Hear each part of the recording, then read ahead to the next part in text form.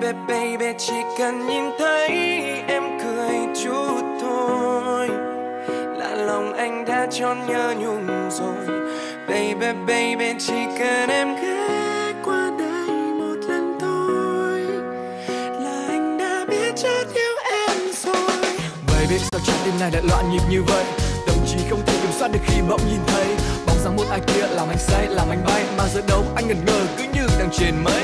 Tại sao đôi mắt anh cứ thế lạc vào khoảng không vô định, làm vào đôi môi em mỉm cười ánh mắt lung linh và đôi chân dài miên man cùng với làn da tự như ngọc trì, nhưng sự thật là em còn xinh hơn cả những minh tinh. Đừng mong nhớ